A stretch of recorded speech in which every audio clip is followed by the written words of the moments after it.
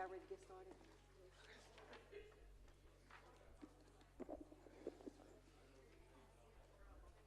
Good evening, everyone.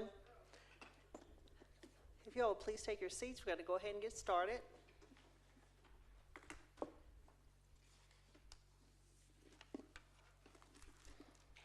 Okay, today's date is August 13th, 2025. We're here for a work session and governance workshop. The time is 5:35 p.m. This meeting is now being called to order. It's being held at the Lancaster Administration Board Auditorium at 422 South Center Avenue, Lancaster, Texas. This meeting has been posted in accordance with the Texas Open Meeting Act. I will now call roll and announce that a quorum is present. Ms. Cortez? Present. Mr. Cluis? Present. Ms. Nichols? Present. Mr. Jones? Present. Myself present. Absent is Ms. Morris and Mr. Smith.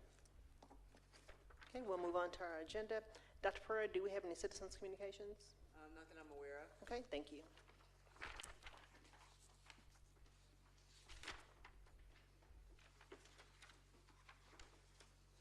Okay, first we'll go to communications. There's no need for closed session, right? There is. Okay, there is.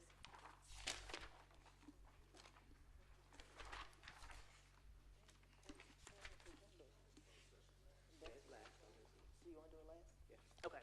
Okay, we'll move on. We'll have closed session at the end. So communications, A is discussion of acceptance for donation for Concord Church of $10,000. Dr. Pereira. Thank you, Madam President. I'm going to call forward Ms. Kimberly Simpson to bring that information forward to our board and to our community. Ms. Simpson, the floor is yours when you are ready.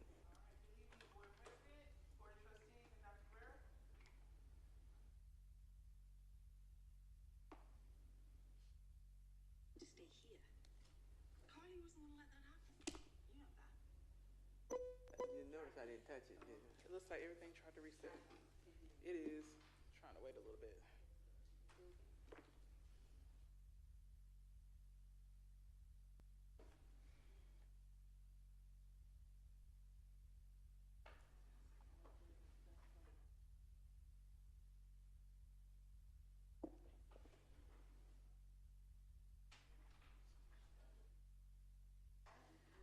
All right. Good evening, Board President, Board of Trustees, and Dr. Pereira. Before I get started, a little birdie told me that today is someone's birthday, President Hamilton, so we definitely want to say happy birthday to you. Yeah.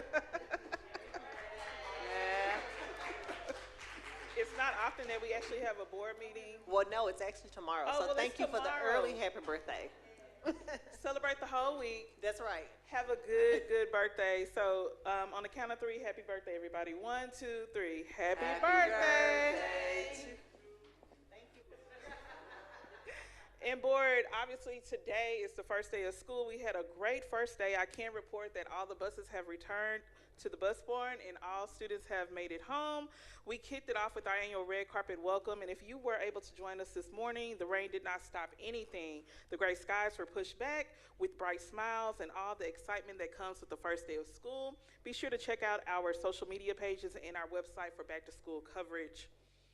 And board, annually, Concord Church holds a Sunday service dedicated to the new school year. During the service, they also donate money to local school districts. Lancaster ISD is included in that donation, and this year they have graciously donated $10,000 to Lancaster ISD.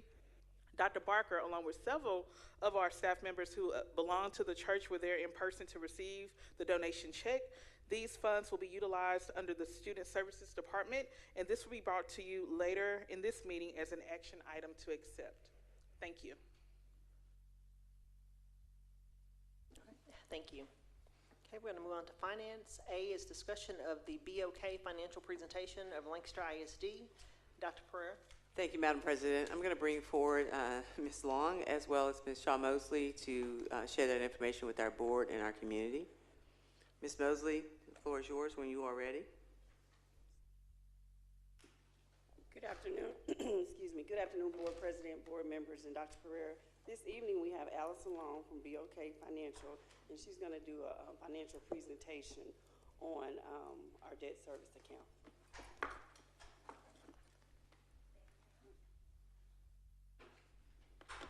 Good evening, board. Dr. Pereira, congratulations on your first day of school. Thank you. It's very, very exciting. I was wondering why everyone was dressed in orange, and then I was artists out that I didn't, follow suit and come, more representative of the Lancaster spirit. So thank you for your time tonight. We are going to discuss your current debt portfolio and specifically your INS, your interest in sinking fund tax rate. Let's see if I can. So we always like to start these conversations by reminding the district how it actively manages its debt portfolio. Over the last several years, since 2006, through bond refunding programs and early prepayments, the district has actually saved more than $57 million of interest cost savings for taxpayers by actively managing its debt portfolio. So, especially over the last several years, since 2022, the district has annually prepaid debt prior to final maturity. So just like making an extra payment on your home mortgage or paying more on your credit card than the minimum amount due. The district has prepaid debt, and that's something that they've done to actively manage your tax rate. So congratulations on those savings and Thank you. the prudent management of your debt portfolio. Yes. So you all know your tax rate better than we do, but it's made up of two components, your M&O component, your INS component. Of course, your M&O, serves to pay for daily operations, mainly teacher salaries and things of that nature. The INS part of that equation pays for your existing debt. Over the last 5 years, your total tax rate has actually decreased by over 30 cents. And that is primarily due to M&O tax rate compression. You can see this year that we're anticipating that your tax rate is going to remain the same because of the increase in the homestead exemption and the values within the district. There wasn't as much growth this year in the district's values, and so therefore your M&O tax rate is not getting compressed this year. Can't afford it. So over the last 5 years, the property taxes on the average home value have actually declined by over $100 on the average home value. And this year you can see that there's going to be another decline. And again, that is primarily the result of the increase in the homestead exemption. So this legislative session, SB 4 passed that they were going to increase the homestead exemption from $100,000 to $140,000. And that is going to, your taxpayers are going to see the benefit of that with a lower tax bill.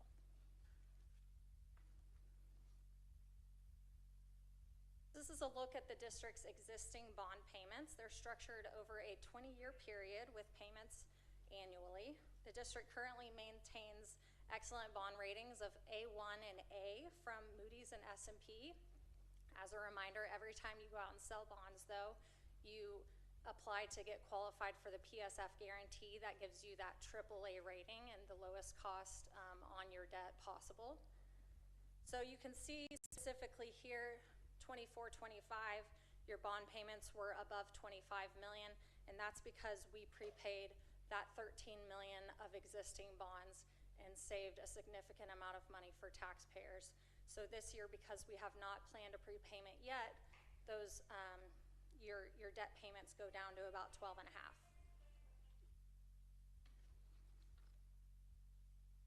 It's a review of your existing debt and the callable bonds that you have. Again, when we prepay debt, we target these callable bonds and we pay them off early. So right now you have about $84 million of bonds eligible to be repaid prior to final maturity, and this is a review of those. Over the next several pages are the details on your existing debt. You can see what that debt is currently outstanding and the rates that are on there. I won't go through this in detail. It's more of a reading exam than it is anything else, but if you want the details, everything is right here on the next few pages. So as I mentioned before, with the passage of the increase in the homestead value, your values this year did not increase as much as they have historically year over year. Over the last 5 years, the average increase has been about 13%. This year, it's coming in at 1.6% increase, which again is leading to the fact that your M&O tax rate is not going to get compressed this year. So the legislature always likes to do some interesting things every time they're in session. A few things that impact you and your INS tax rate. We've spoken about SB 4, which is Senate Bill 4, where they increase the homestead exemption from $100,000 to $140,000. As part of this bill, there is a provision that allows for hold harmless funding that is going to essentially make districts whole on the INS side of the equation for any lost revenues because of that increase in the homestead exemption. Something else that they've included in this that they haven't included when they've increased the homestead exemption previously is if your minimum debt service payments are less than your state revenue and your INS local revenue that you're generating from your tax rate, that they're going to claw back some of that hold harmless funding. So this is going to, directly impact us going forward. The good part of this is that based upon guidance from TEA, we only expect them to claw back the hold harmless funding related to this $100,000 to $140,000. So it's not going to be all of the hold harmless funding that they provide on the INS side. Another bill that they passed, 1453, Senate Bill 1453, this goes into effect essentially next year when you pass your tax rate. It's going to kind of change the mechanics of adopting your INS tax rate. If you want to adopt a tax rate that's higher than the minimum tax rate required to pay your minimum bond payments, you're going to have to publish what that minimum payment is, what the INS tax rate that you're proposing, what the difference is between the two, and what you're going to use those funds for. So if you were wanting to adopt a tax rate higher in order to prepay bonds, you would have to state what your minimum tax rate is before the prepayment, what your tax rate that you're adopting, the difference between those two, and that you are going to use that additional funds to prepay debt. And then after you post all of that, 60% of the board has to approve it in order to adopt the tax rate. So again, this is just going to change the mechanics of how we adopt the INS tax rate going forward. Again, this is starting next year. So this is an example of your existing INS budget showing that based upon a tax rate of $43.75 and the revenues that you generate on the INS side of the equation, that right now you are generating excess revenues needed than your debt service as it stands right now. So you do have a surplus of about $14 million. Just like the district has done since 2022 on an annual basis, the district could use that additional revenue and prepay debt. So based upon a $43.75 tax rate, you could prepay $13.3 million of your existing bonds. In fact, that would essentially eliminate 3 of your 6 outstanding bond series. You would be paying those off early, and you would save $4.8 million in doing so.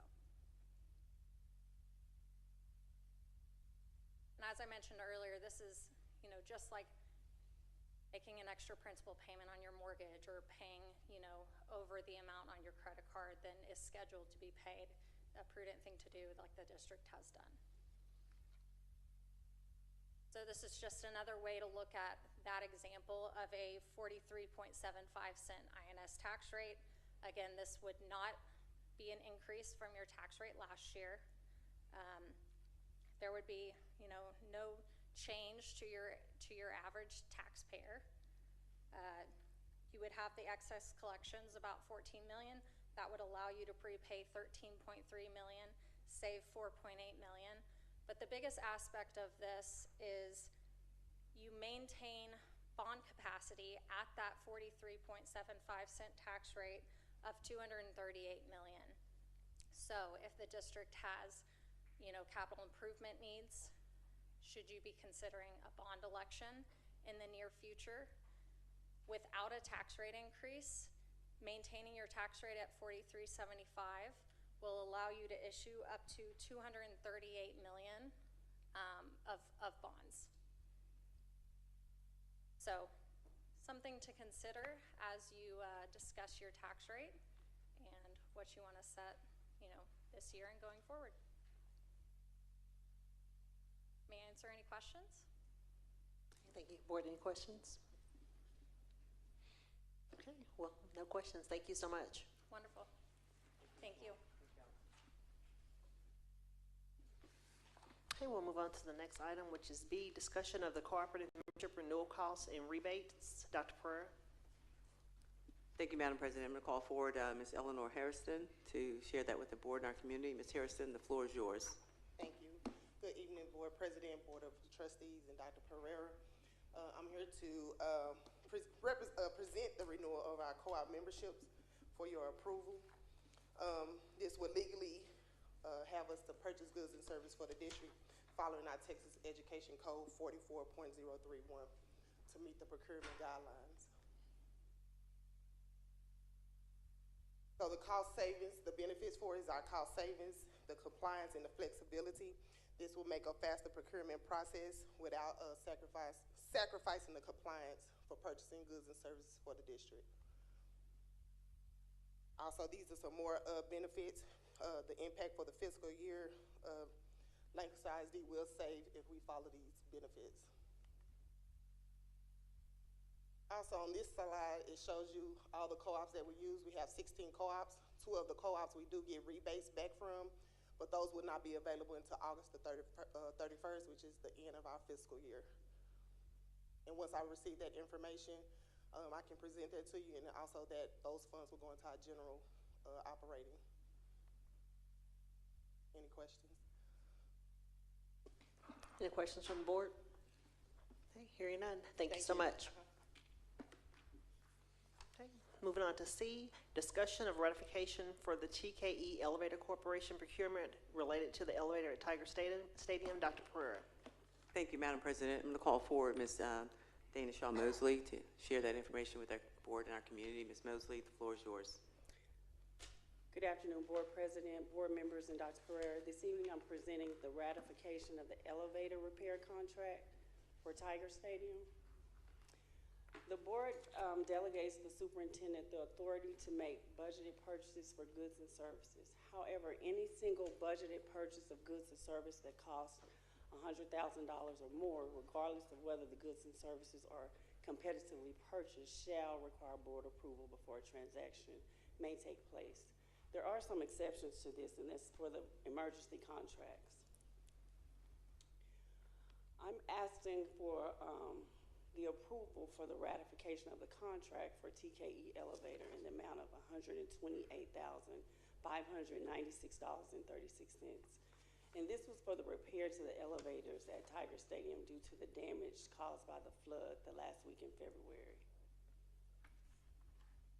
Thank you. Any questions? Board, any questions? Yes, ma'am. I would, Mr. Jones? a couple of them. So is this an increase of 128, or we're just modifying where we originally had from 100 to 128? It's the initial 128. We didn't get to come before you before they entered into the agreement. So now I'm coming back ratifying the contract. Got it. Yeah. And then did the insurance cover any of this? No, so our deductible was $1 million, and we didn't meet the deductible. Hello, world. So, yeah. All right. Thank you. Right. Any other questions? Right, thank you. Moving on to D, discussion of agreement for the purchase of attendance credit, netting Chapter 48. Dr. Pereira. Thank you, Madam President. Again, Ms. Shaw-Mosley is there to present that information. Good afternoon, Board President, board members, and Dr. Pereira. This evening, I'm coming to you to discuss the financial recapture compliance.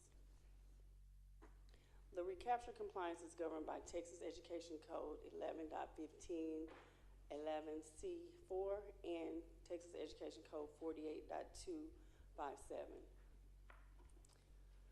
TEA's estimated cost of recapture for 25-26 is represented here, and our estimated recapture is $1,684,471.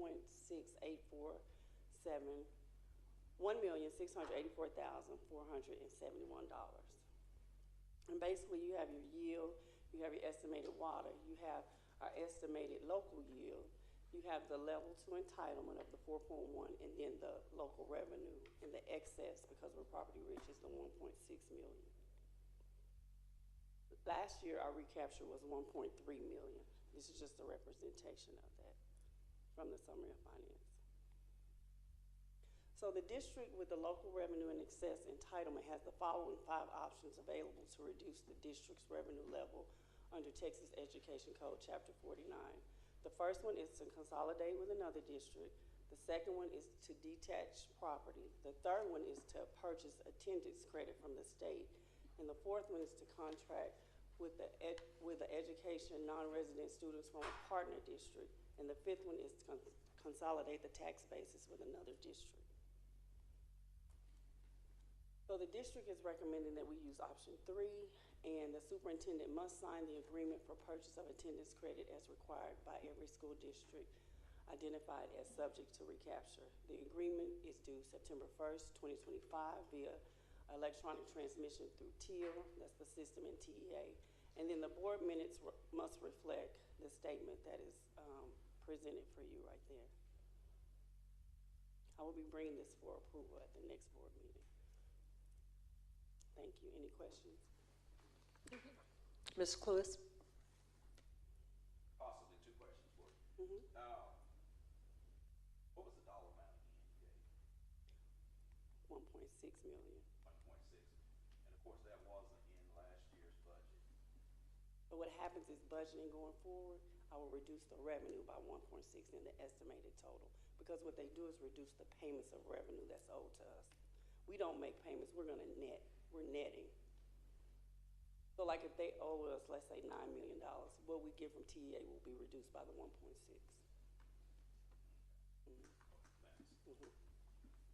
Okay, any other questions? Okay, thank you. Okay. Hey, board, next we have action items. The first one is discussion and possible approval to amend date for public hearing 2025-2026 proposed budget and 2025 tax year proposed tax rate. Dr. Pereira. Thank you, Madam President. That would be Ms. Mosley again, sharing that information.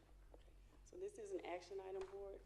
Good evening, board president, board members, and Dr. Pereira. This evening I'm bringing the proposed amendment to change the public hearing date to present the proposed 25-26 budget and the tax year 2025 proposed tax rate. And you've seen this information before at the previous board meeting.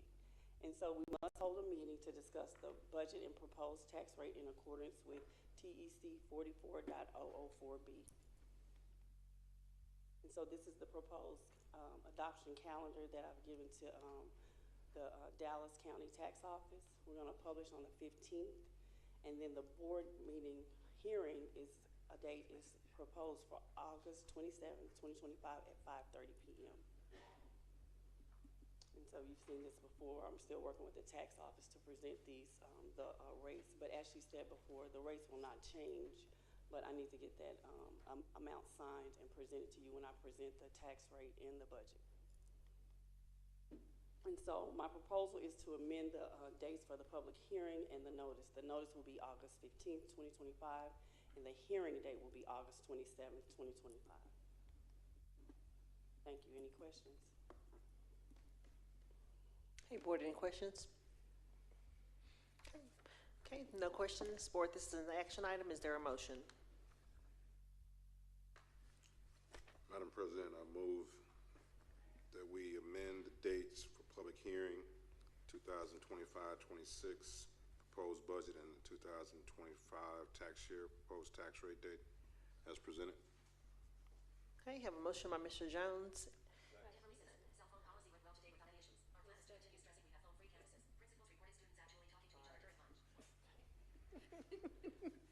That's okay. Who was seconding that motion? Mr. Cluis? Okay. Have a motion by Mr. Jones to amend the date for the public hearing for 2025-2026 proposed budget date to August 27th, 2025 at 5:30 p.m. and a second by Mr. Cluis. At this time, board, if you'll please vote from your devices.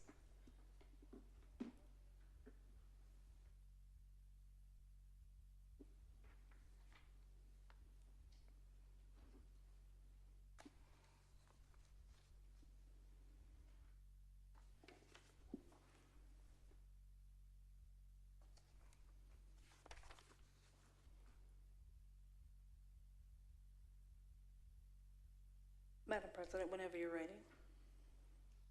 My vote didn't come through. Would you like me to, Yeah, resend it. It was there and I pushed it. would you like for me to vote on your behalf? Yeah, that's fine. It was yes. Thank you, Madam President. On behalf of the Lancaster ISD Board of Trustees to approve, to amend date for public hearing 25-26 proposed budget and 2025 tax year proposed tax rate as follows: Wednesday, April 27th, 2025 at 5:30 p.m. as presented. Motion carried unanimously. Okay. Thank you, Ms. Allen. And you said April, but it's August. Thank you very kindly, Madam President. We'll move on to the next action item, which is F, discussion and possible approval for donation from Concord Church of $10,000. Is there a motion? I'll make a motion if the bishop's gonna discuss it. You asked Oh, for I'm the sorry. motion. I was thinking that Kimberly had already done that part. That's why I was thinking we were just voting on it. I'm sorry. Good afternoon, Board President, Board members. Tonight, Board Policy CDC dictates that the Board delegates the superintendent the authority to accept unsolicited gifts on behalf of the district. However, any gift with a cost or market value of $5,000 or more must be approved by the Board. On Sunday, August 3rd, 2025, Concord Church in Dallas, Texas donated $10,000 to Lancaster Independent School District for back to school. This evening, we're requesting the approval to accept the donation from Concord Church in the amount of $10,000. Thank you. Okay, any questions from the board? Okay, hearing none. Is there a motion? I'd like to make a motion. I'd like to make a motion that we approve the $10,000 donation received from Concord Church. Okay, have a motion by Ms. Nichols. Is there a second? Have a second by Ms. Cortez. So we have first a motion and a second to accept the $10,000 from Concord Church. At this time, board, if you'll please vote from your devices.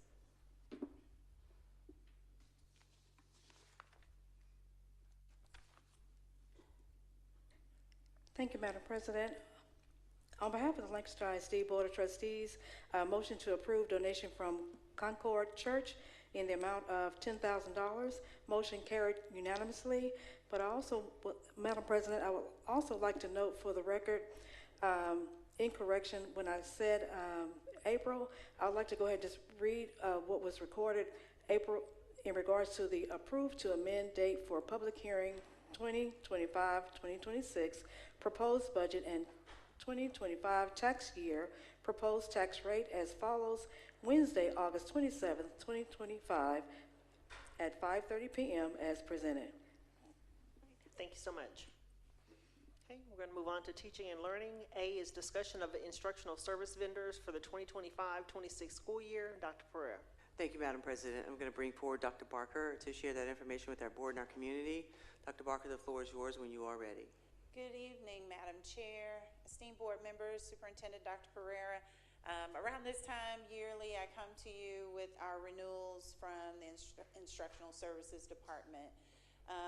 As you can see, and it's cut off a little bit, this list is, in the past you've gotten the extensive list of many more of our products and vendors, but as the threshold was moved to equal to or greater than $100,000, you'll see those that are listed there. So Ignite Reading, we use that with our early learners. It's high impact tutoring. Inventus Learning, we used them this summer. They helped us with EOC as well as TSI, and they will focus on our early college students, our P-Tech students, And some of our 8th graders, prior to them getting to early college, we'll try to get them TSI met. Edgenuity, that replaced Apex. We're able to do so much more with Edgenuity than Apex. It's also in alignment with many of the districts here in the Dallas area, and so we can lean in on some of the great work that our partner districts are using. Elevate K-12, that is what we've used with them in the past. Foreign language is where we're seeing the most need for Elevate. Dallas College, our amount has increased over the years because the number of students who are receiving credit from Dallas College continues to grow.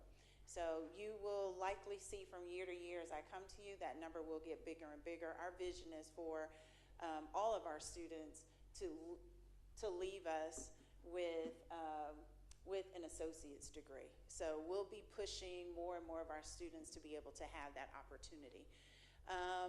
NWEA MAP, it's listed as K through 12, but that is our measure that we use for TIA.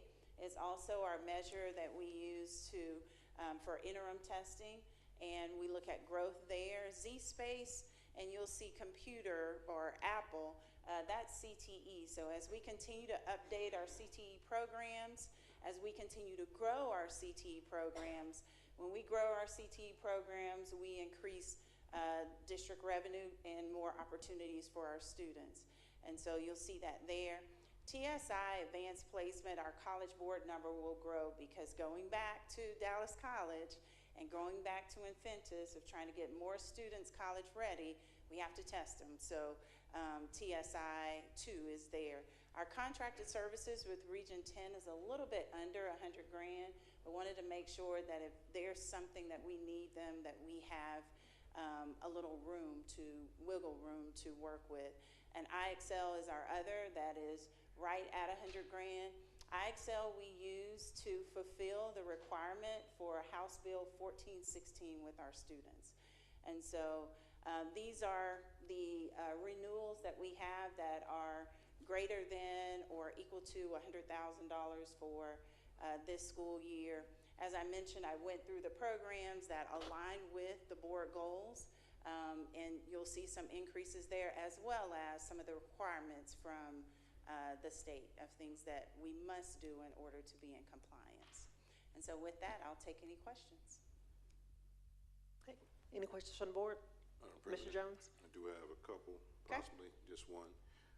With these programs that I know we've used, do we have a measure to know which ones are being used with fidelity and any outcomes that we can associate it with any particular program? So we usually don't renew if we haven't used them with fidelity or if the outcomes aren't promising. So I can tell you with Ignite Reading, we did a small pilot last year with our students who don't necessarily receive the amount of high impact tutoring that they need. So these were our non-readers. And it was amazing what we were able to see phonetically, what they were able to do within like a 6-week period. So we're going to expand that to 3 of our schools. In Inventus, we did see growth in our TSI. Edgenuity, because Apex was not working for us in a way that we needed to work for us, we've gone there. So all of them, I could probably go through the measures of, I won't go through, but I probably can go through the measures of us looking at. I also, my team will tell you, I look at usage report. I ask about usage. If there's something that we're just buying for one class, I look at the usage of everybody across maybe that grade and their school and then the grade, and look for the solution that's going to work for as many kids as possible. So I try not to take away a solution that may be working, but I look for the best solution, and the usage report match with our student outcomes is usually how I make the determination. Okay. And lastly, with the IXL, we're using all content areas? Right now, IXL we're using mainly for fulfilling the HB 1416, which is in math and reading. However, it's available for others. Thank you. Okay, any other questions? All right, thank you. B is school improvement update for Lancaster Middle School to consider approval to plan an ACE restart. Dr. Pereira? Thank you, Madam President. As always, we are looking to improve in all areas, and when we see a place where we can do better, we look for opportunities. And so Mrs. Ayala will come forward. Got that right? Yes. Recently married, by the way. That's why it's Ayala. Thank you. We'll present that information to our board and our community. Mrs. Ayala, the floor is yours. Thank you. I'm still getting used to it myself. Good evening, Madam Board President, distinguished board members, and Dr. Pereira. I'm excited to stand before you this afternoon to discuss and seek your approval for restarting LMS as an ACE campus. By the end of the presentation, you will understand the need for the restart, the core components of ACE, how ACE, the restart will be funded, and then, of course, the planning timeline. So why do we want to restart ACE? I can tell you one campus, GWC. They are an ACE campus. A few years ago, I stood before you seeking approval to do the same thing at GWC. They have gone from an F rating to a projected B rating in under 2 years. And so our hope is that we do the same thing that we did, replicate, duplicate everything that we've done at GWC with our planning, even potentially add some more cherries on top, but to replicate that same success at LMS. Under the ACE model, the goals, again, like I stated, is to move a D or an F campus from a D or an F rating to an A or B in a minimum of 2 years. Provide an opportunity for accelerated success for students structured around the 5 ACE pillars, and then, of course, serve as a model and demonstration for the district. So even without the ACE model, there are pieces and components that we could duplicate once we measure the success that we're seeing at these campuses. Here are the core components of ACE: strategic staffing. And so one of the things we have our partners. We have already partnered with Commit. We have our TEA, TA, technical assistant, Mrs. Clark. We still have those partners, and we've been working with them, but you will know we did get a new principal at LMS this school year, and so there are some positions that probably won't be touched, but there are others, again, according to profiles and the student needs, that we would touch, and so we could restaff up to 80% of the campus. There would be a cap on what teachers could transfer because everybody wants to be a part of that success. ACE is phenomenal, but we would not gut other campuses and let them fail in order to fulfill or turn around one campus. The instructional excellence, there's an intentional focus on data-driven instruction and data analysis at the student and content and grade levels. There's a financial incentive tied to becoming an ACE campus. So again, that automatically attracts some of your higher quality teachers from other areas because we know at an ACE campus there's additional hours and additional work time that goes into it. And so financial incentive is a big piece. An extended school day. I think this is probably everyone's favorite. You would think the money would be, but the teachers at GWC and the students and the parents, they love the enrichment hour at the end of the day. Ms. Wright even talked to me. She's like, Ms. Reddy, can we just move that hour to the top of my day? She says, because we have a few kids who are, constantly late, but because they love it so much, I know if we moved it to the top of the day, they would get here on school because they don't want to miss their hour. And so the teachers love it as well. So it's STEM, it's, clubs, all types of things. If you have an opportunity to visit, I suggest you do that. Social and emotional learning, support for students and training for educators, parent and community partnerships. And when you talk about money, I know one of the biggest things with, when we're looking at shortfalls is how are we going to do this? How do we do all of this? So under the School Action Fund grant, that's part of LASSO 4 cycle in the fall of 2025, we would apply. And I have a start by restart because under the SAF grant, you have 4 options to choose from. And so, again, this is the option that we went with for GWC, transform an existing school by installing new school leadership, staff, and implementing a rigorous turnaround model. And again, when we talk about restaffing, we have a profile. There is a type of teacher, a type of administrator that gets to work at an ACE campus. And so we would just use those existing profiles to staff LMS as well. What is this year's mission? I'm coming to you tonight to seek your approval to plan. And so when I say plan, we're going to start with identifying our stakeholders, because we communicate with all of our community, board members, teachers, community members. We get everyone's input, and we're going to create a design. We would also have an internal design team composed of various stakeholders, so everybody takes part in this, but it centers around strong planning, and so that's where we would start this school year. Here's the planning year timeline. So these are the same gates that we walked through with GWC, and the same, I guess, action items would be broken up and dissected over this school year. And so I will take any questions you may have. Okay, board, any questions? Ms. Cluth?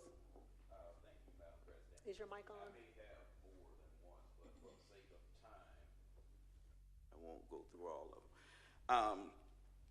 The planning process, when do you expect that to start? It starts immediately, given you guys say yes. So school started today, and I can tell you just from personal experience, after looking at my child's STAR results, I'm deeply dissatisfied. I am. He started at GWC, and now he's over at the middle school. I'm just afraid of what the 9th grade is going to look like for him if this problem is not resolved now. So I guess one of the other questions I had is, are the STAR results a reflection of this? What data? So it's a cumulative picture. We look at a lot of different data points when we consider doing a restart. So student achievement is one of them. Teacher quality is another one. Attendance rates, discipline rates, a lot of things go into this decision. Will you be sharing that information with the board to kind of help paint that picture of why we're here? So when I was speaking of the stakeholder group, the board is actually one group. And so there will be various opportunities where I will share information with Dr. Pereira that she will share directly with the board around ACE.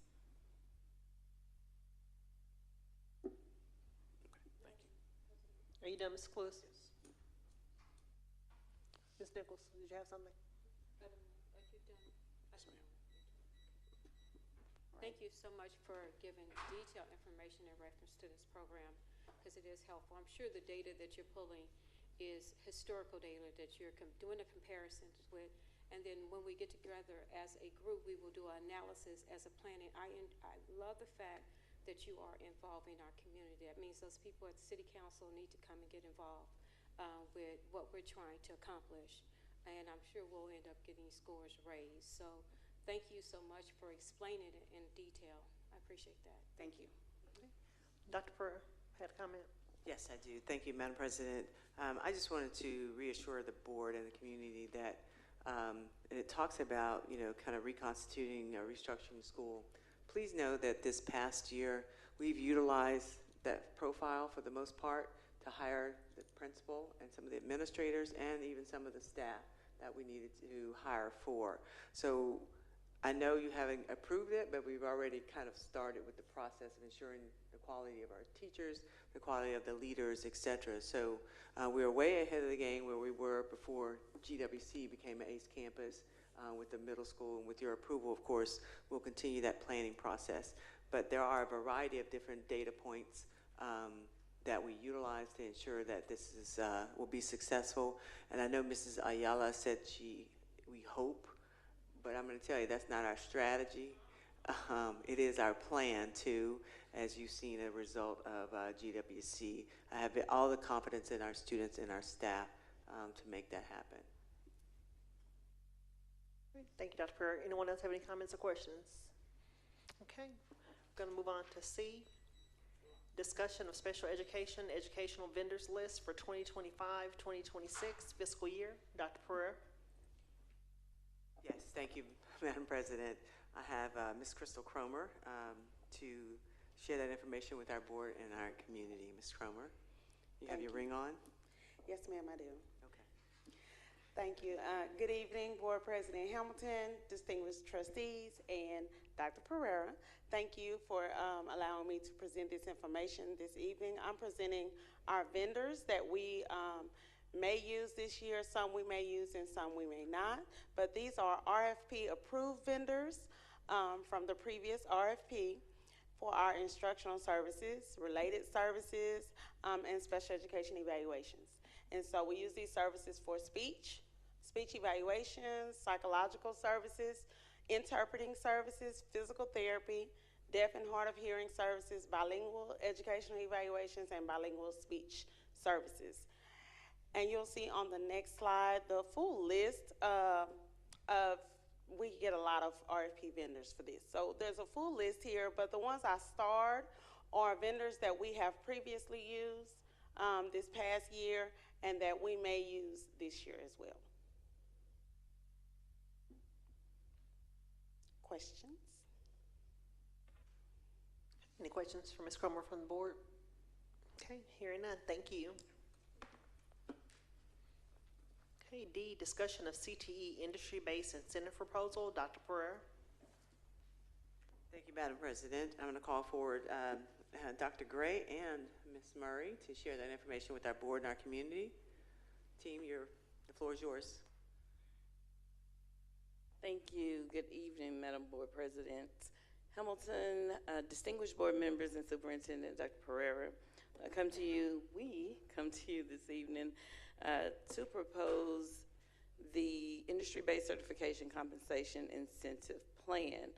We come with an alignment of Board Goal 3 to maintain fiscal integrity and be exceptional stewards of taxpayers' dollars. So recently, the state of Texas has informed us that they are tiering the industry-based certifications. Tier 1 are high demand, high wage certifications or certifications aligned to careers in that area, where only 5% of the approved certifications on the list will fall into that category. Tier 2, where most of the certifications will fall are either high demand or high skill, high wage. And then Tier 3 are approved certifications to the industry but may not be high demand or high skill.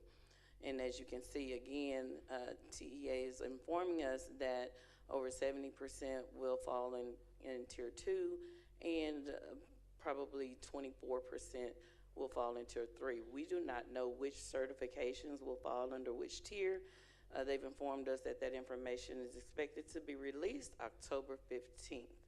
However, just based off of the programs that we offer, the industry-based certifications that we pursue, I am anticipating or projecting that certifications like electrical pre-apprenticeships that we do get may fall in Tier 1. Patient care tech may fall in Tier 1, while our culinary food handler may fall in Tier 3. Graphic design, illustration, Adobe, Photoshop, Microsoft Office, those types, I'm thinking might fall in Tier 2, just to give you some examples. But again, that's me making predictions. We will get the list October 15th. So we are proposing that all CTE teachers that issue the test, proctor the test, or teach the content for program-aligned certifications for our students are eligible. And our students can get certifications before their senior year. It doesn't count for accountability until the students are graduating. However, if they have an approved certification from the list that is still active and has not expired, it still counts. And so we are encouraging our teachers. Not only that, the state now has also told us that they will reimburse us for not just one assessment, but 2 industry-based certification assessments, which also lets us know our students can get more than one certification as well. So we are encouraging our teachers to get these certifications, get our students prepared and to receive these certifications. So the funding source is the CTE spending allotment, the required spending allotment, and this is an allowable expense. Just to kind of give an idea of how much that might be, for the last 3 years, we've averaged about 200 industry-based certifications received. I'm over projecting, but if we had 50 of those patient care techs, electrical certifications, and that 5% that fall in Tier 1, we're looking at 7,500. If we had about 200 that we average anyway that fall in Tier 2, we're looking at about 15,000. And then in Tier 3, you see right there. And so for a total of 350 certifications at 27,500. Again, if approved, we will overestimate because I'm being optimistic that we will definitely increase the number of industry-based certifications that our students receive. And so we will overestimate and budget about $50,000 for this initiative. So we do plan to ask for approval at the next board meeting of this industry-based certification compensation incentive plan as presented, and I will be more than happy to answer any questions you may have. Okay, board, any questions? Okay, hearing none, I'll move on to the next item, which is a discussion of purchase of CT 15-passenger van. Dr. Pereira. Thank you, Madam President. Again, I'll have Ms. Murray present that information to our board and our community. Ms. Murray, the floor is yours. Thank you again, and thank you. Good evening again, Madam Board President, distinguished board members, and Superintendent Dr. Pereira. Come to you this evening to inform you of the plan to request for approval of CTE shuttle buses at the next board meeting. The need for these vehicles is that we are definitely increasing our work-based learning opportunities for our students both inside and outside of the district. Just a couple of examples here. We have our business practicum students working at our We Both Thrive Market store. We have our education and training students going around to our interning at our elementary campuses in various areas and receiving work-based learning experiences there. And we also have increased our external partnerships with industry internships, such as Charlton Methodist Hospital in Dallas, and we do not want travel to be a hurdle for students to get the experience of these internships and work-based learning experiences. Also, our campuses, elementary and middle school campuses, often call on our high school students in our CTE programs to come do demonstrations, participate in campus events, and the like, and we often have to shuttle those students and the equipment that they use, drones, robots, etc., over there. And we all know about that fantastic culinary team who is often called around the district. The vehicle type that we are proposing are 15-passenger vehicles similar to the one shown. The one shown is the El Dorado Advanced Ford Transit. These vehicles would be non-CDL required, and so our teachers would be able to drive them as well as our CTE aides. We would be asking to purchase these vehicles at a cost not to exceed $100,000 each. And again, the funding source would be the CTE required spending allotment, and this is an allowable expense.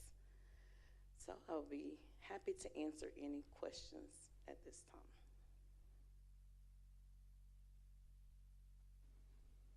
Any questions from the board? Mr. Jones? That's right. Do we have any additional money in that CTE PIC fund?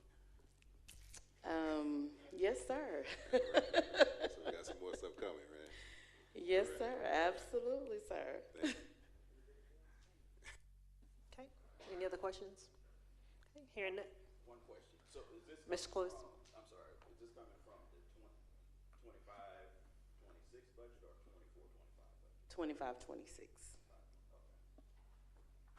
Okay, we'll move on to F, discussion of CTE incentive course addition. Thank you, Madam President. We will continue with part 3 with Dr. Murray. Thank you, and good evening again, Madam Board President, distinguished board members, and Superintendent Pereira. Come to you with the request to approve another CTE innovative course. I just want you to know we're always looking for opportunities to increase revenue for the district, as well as innovative learning experiences for our students. Just a reminder that innovative courses are state approved for elective credit or program of study aligned credit. However, in order for the district to offer these courses, they must be approved by our distinguished board. The innovative course that we are proposing is the Principles of Exercise Science and Wellness. If you know, we recently started a sports medicine program. Whoop, whoop. This course will allow middle school students to explore that program without officially getting in the program until they get to high school, but will also help with our health courses and again, generate additional revenue for the district. So we will ask for approval of this course at the next board meeting, and I'll be happy to answer any questions you may have. Any questions from the board? Ms. Morris? Is your mic on? Thank you so very much. Can you hear me? Yes, Okay. ma'am. Thank you so very much for all you're doing at CTE, because this will definitely help our students, and we can always count on you to look for the future. Thank you. Okay. Any other questions, comments? Madam Okay. President, I do have maybe 2. Mr. Jones? One for sure. How many students are we projecting to enroll in these courses once approved? For this course, right now, we're looking at around 120 at both the total for middle school and high school, with the hopes to increase that in the future. All right, thank you. Right, thank you so much.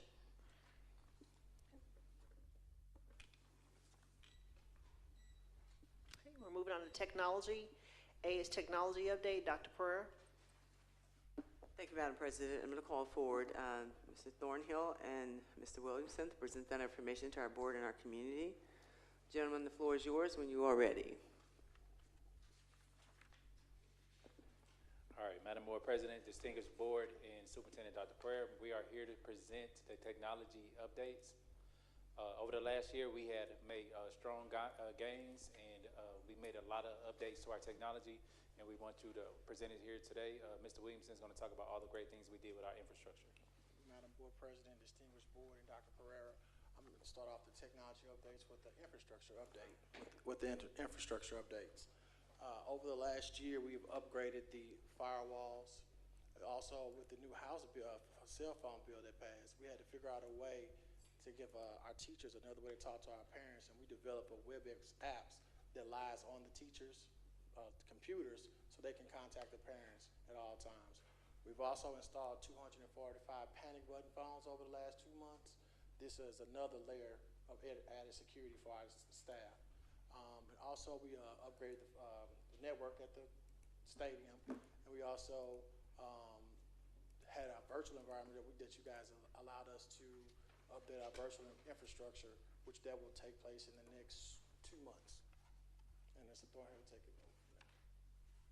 Additionally, with the safety and security that we went past is audio enhancement. So we came last year and presented audio enhancement. So we finally got that up and running starting day 1 of the school. So if you walk into LHS, you're going to see teachers as well as administrators and floaters walk around with these mics around their necks. So the mics is for the sound system for our kids who doesn't have the so they can hear better opportunity to hear. So on it you have a mic, but it also additional is a second layer, another layer of security where they can. Chief went over the protocols just on this Monday of what we're going to use if we go into an emergency situation or just a situation where they need an administrator immediately. So we added that additional layer. It took us a whole year, a long time to get it to happen, but we finally got it up and running today. And hopefully over some time you can come see, we can do a demo of how that system works.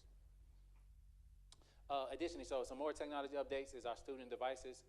We had a successful meeting. We presented on the 7th as well as on this Monday on August 11th to our parents about the new devices that we're receiving in iPads. Parents seem to be very receptive of the new devices, but also our responsible use. So I presented, I came in, Mr. Russ gave me an opportunity to present to staff as well as Ms. Jett and Ms. Tippett to talk about the expectation we have for students and parents when it comes to maintaining our devices, the standard of keeping up with our devices, as well as keeping up with the upkeep on a daily basis. To make sure that we get effective use of those devices, we also had a staff training on July 28th and 29th. We're going to have Apple leads who's going to make sure we're just not giving kids iPads, but we're using the full functionality of the device. So they were trained on some of the apps, and then the most important thing they're going to love is the Apple Classroom, where we can manage the device, see the kids' devices and how they're using it on a daily basis, but it also enhances learning because we have MacBooks that you approve, so they have both of them and they speak to each other. So you're going to see how it enhances learning through the 9th and 12th grade center. Additionally, with that, our ticketing system, our goal is still to keep that with under 24 hours with at least a response, unless the issue takes more than 24 hours to respond. Beginning of the school year, it's going to be a little longer because there's a lot of things because we're just getting back into the swing of it. But our ticketing system, I think we did a great job. We got some great feedback from our district on making sure that we provide that support. And then we're now looking ahead for this next school year, and our technology plan was a 5-year plan that ended in July 2025. So we are looking to come together to figure out our next 3 years, what needs to happen to make sure that we're still in good standing and our technology equipment is effectively being managed. And then our big task that we're looking to do is our network redundancy plan, where we're trying to make sure that we never have an outage, that we're never down, that we're always up and we're always able to provide outstanding education and provide everything we need for the district. At this time, we take any questions. Okay, any questions from the board? Okay, no questions. Thank you so much. Okay, we're moving on to safety and security. A is discussion of the district claiming a good cause exception to the requirements of the Texas Education Code 37.0814 due to the availability of funding and delegate authority to the superintendent to modify the board's alternative standard as needed. Dr. Pereira. Thank you, Madam President. I'm going to call for Chief Worley to present that information to our board and to our community. Chief Worley, the floor is yours, sir. Thank you, ma'am. To follow up on technology, just before I get started, audio enhancement will be out October at the October board workshop to give a presentation to you guys about the new system we have over there and all the neat things that it does do. All right. Good evening, Board President Hamilton, Board of Trustees, and Dr. Pereira. I'm here tonight to discuss the good cause exception resolution. Texas Education Code 37.0814 was created on September 1st, 2023 by the Texas legislature. It requires each school board to determine the appropriate number of armed security officers for each district campus, and absent a good cause exception, ensure at least one armed security officer, specifically a commissioned peace officer, is present during regular school hours at each campus. The Education Code defines an armed security officer as a district peace officer, a school resource officer, or a commissioned peace officer employed as security personnel. A school board can claim a good cause exception to this requirement due to lack of funding or qualified personnel. If the board claims a good cause exemption, they must provide an alternative standard. An alternative standard may include reliance on a school marshals, school guardians, or contract with licensed armed security. A company that employs level 3 security, licensed armed security, which is what we have done over the last 2 years since this law went into effect. To be in compliance with the new law without claiming a good cause exemption, the district would need to hire 3 additional police officers. The cost to hire and equip those 3 additional officers would be around roughly $430,000 this year, and then roughly about $250,000 for each year afterwards. Unfortunately, the legislature has provided very little funding for these mandates that they have installed over the last few years. This past year, they only increased the safety allotment from $10 to $20 ADA, and from $15,000 to $33,500 per campus. With that being said, we have 11 campuses. We do not get funding at $33,500 each campus because the BAMO is considered part of the high school as well as J.D. Hall, but yet we're still required to follow these and comply with that because we have students there. The total safety allotment for the district we get is approximately $425,000. That's roughly about 25% of our safety and security budget for this past year. So we're only getting about a quarter of the funding we actually need just to be able to provide what we need to do for the last year. The alternative standard being recommended for you guys this coming up in August at the board meeting is that the LISD police officer shall be assigned to each campus, each secondary campus and 4 of the 6 elementary campuses. We will contract with 3 licensed armed security guards, which will be assigned to the remaining 2 elementary campuses in the district's alternative campus. And then the superintendent will continue to evaluate the safety and security structures of the district and take appropriate action to ensure the safety and well-being of students and staff. I'll be happy to answer any questions. Okay. Any questions from the board? Okay, hearing none. Okay, thank you. We'll move on to B, discussion of contracting with L&P Global Security to provide armed security officers for the 2025-2026 school year, not to exceed $130,000. Dr. Pereira. Thank you, Madam President. I'll have, again, Chief Worley present that information to our board and to our community. Chief Worley, the floor is yours. Thank you. Good evening again, President Hamilton, Board of Trustees, Dr. Pereira. I'm here tonight to discuss contracting with L&P Global Security to provide armed security officers for the 25-26 school year in an amount not to exceed $130,000. The passing of House Bill 3 by the 88th legislator added commissioned security officers is one of the ways to be able to be compliant with the good cause exception other than being through the Guardian or the Marshal program. The security service contractors must be licensed under Chapter 1702 of the Texas Occupation Code, and commissioned security officers must have completed the Level 3 training course required by the Texas Department of Public Safety. The district will need to contract with a security service contractor for 3 armed security officers to be compliant with the good cause exception we just discussed. The security officers will be assigned to 2 of the elementary campuses and the disciplinary alternative education program. These security officers do not have law enforcement authority and will only intervene to stop a viable threat that involves serious bodily injury or death, basically. So if somebody is trying to come in to shoot or do that type of damage to, any of our staff or any of our students, that's what they're there for. They're there for an active shooter when it comes down to it. If there is a criminal offense, maybe it's an upset parent or there is a criminal offense that's involved, they will contact just the same as anybody else. They'll contact us and we will respond just like we always do and we always have. So we received a total of 3 quotes for armed security services. The quotes range between $127,000, just under $127,000 and $228,000.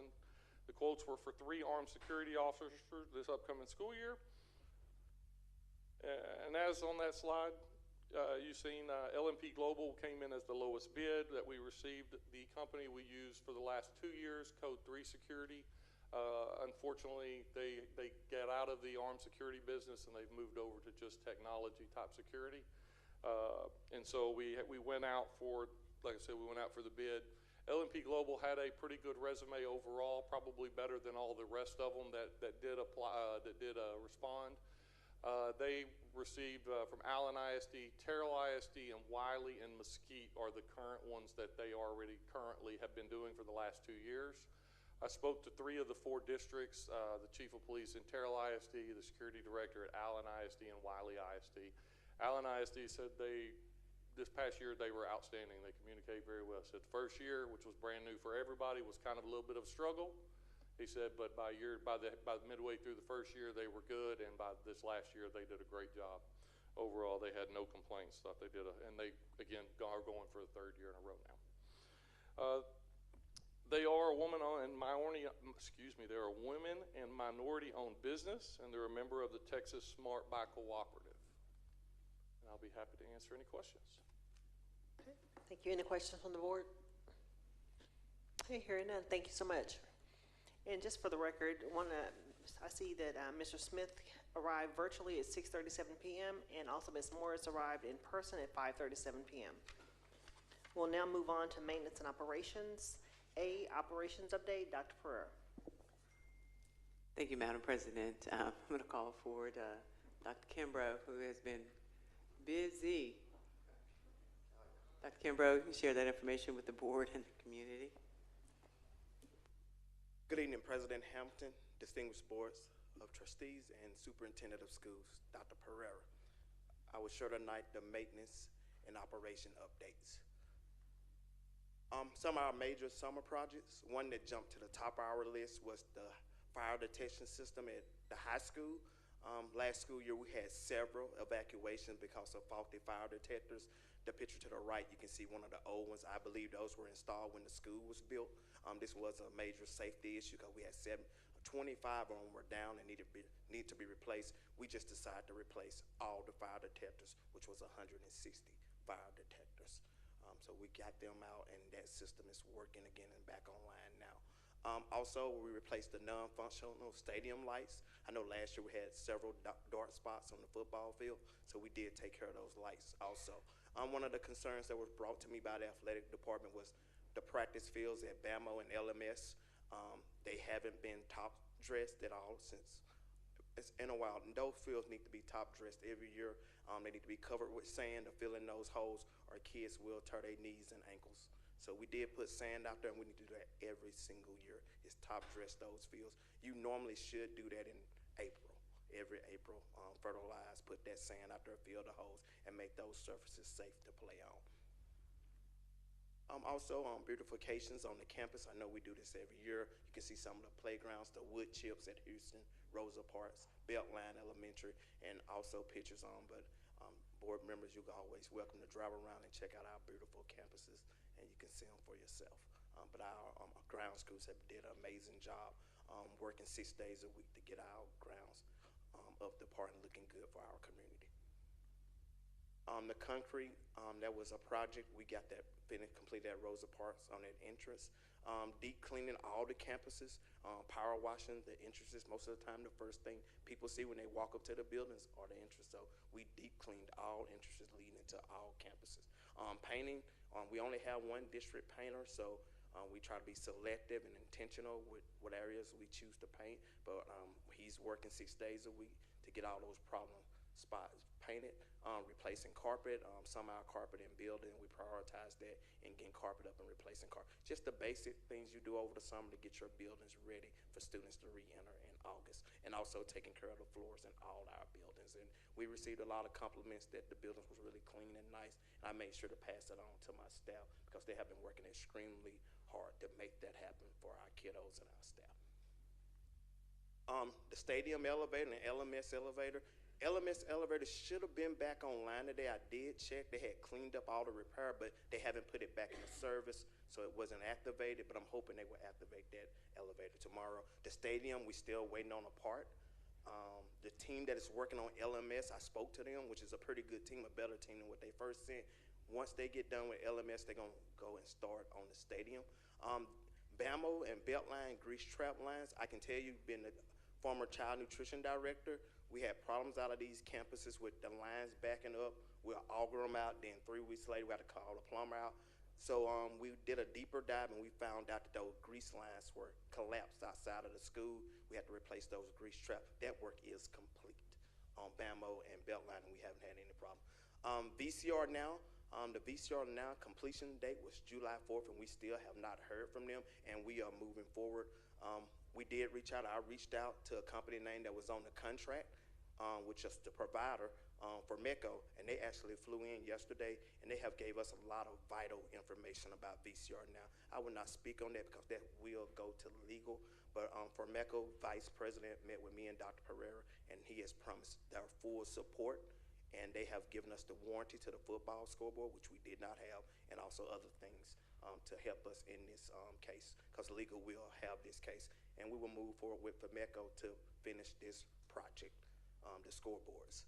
The HVAC system, we have a meeting with Ideal Impact. Their team is coming in tomorrow to meet with myself and Dr. Pereira just to explain our savings and how can we be more efficient, and show us all these charts that you send us every day, show us our savings, because we really want to see that, and it's just something to explain to us. The stadium door, one thing I did challenge my team with, we know we had to flood, those pipes cracked. cost us, the district, a tremendous amount of money. And like we were just laughing, just to cover $1 million, so we paid most of that, cost that deductible of $1 million. So I did challenge my team, how can we prevent these things that cost the district thousands, hundreds of thousands of dollars from happening again? Well, on the other side of that stadium, that other beam, there are another set of pipes. They're old, they need to be replaced, but we didn't have access to them. So we did cut a door, and they're working on that now. And if you actually see the second picture, you can see those pipes that we have to get to. Some of those pipes are old, they need to be replaced, but so we did cut an access door. Just challenges the team to be preventive. Think about things that have happened in the past that have set the district back, and how can we meet those things now so they don't hit us again and set us back. And say it's actually a savings, because I know we lost hundreds of thousands of dollars in that flood. Another concern that was brought to me by some of the coaches, the mats in the field house, and the overall cleanliness of the field house. My custodials, they did come in over the weekend and clean that field house. The mats around it, that's a source of pride for our kids and our community.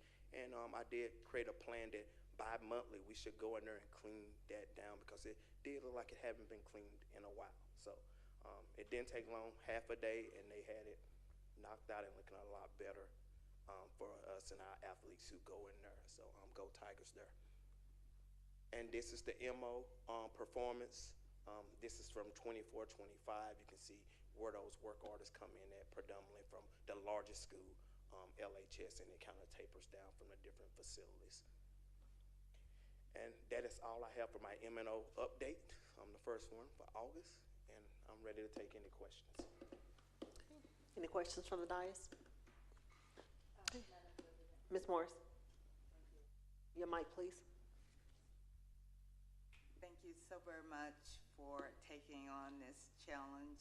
I know those were some big shoes to fill, but I do want to let you know what I noticed this morning and was very pleased when I got out of the car in the back of West Main, that work was already in process. But looked like over the summer, you know, it wasn't no bumps, wasn't no holes, and so keep up the good work. And the safety is number one for our children, and that just proved no tripping over potholes, right? No tires getting blown out. So thank you for continuing the good progress. Yes, ma'am. Next man up is always the thing. Somebody leaves, somebody else has to step up and fill those shoes. No more questions? All right. Any other questions? Ms. Nichols? Yeah. Thank you so much for the presentation, and especially thank you for that graph that you have up in that presentation, because it spells and tells a lot that's going on in your world. You had 3,505 requests that was created. That's a lot. So for your staff to still be here and get all that work done, thank you for that. But really, the graph tells the whole story for me to read, to know. I didn't know you got that many. That's for the 24-25 school year, leading through the summer. And some of those are simple, like we need a knob on the door, or we need you to bring ice, so we get them knocked out. Thanks for your team, because that's the proof of the work that's been done, so thank you. Yes, ma'am. Appreciate it. Great. Thank you. Yes, ma'am. We'll move on to Human Resources. A is discussion of the 2025-26 Professional Learning Plan, DMA Legal and DMA Local. Dr. Pereira. Thank you, Madam President. I'm going to call forward Dr. Gray and Ms. Pipkins to share that information with our board and our community. Team, the floor is yours. Good evening, President Hamilton, esteemed trustees, Superintendent Dr. Pereira. We're asking approval of the District Professional Learning Plan for 2025-2026. DMA Local states that the board shall annually review the professional learning plan in the district. If you click on the link, you'll see required as well as planned professional learning for all of our campuses and departments. For instance, in human resources, we have the compliance bundles for all employees for 25-26 school year. Additionally, we have specific training plan for our front office staff, our administrative assistants, our campus administrators, and other staff that we will work with this year. Our vision in HR is every employee a success, and professional learning helps support that vision. Thank you.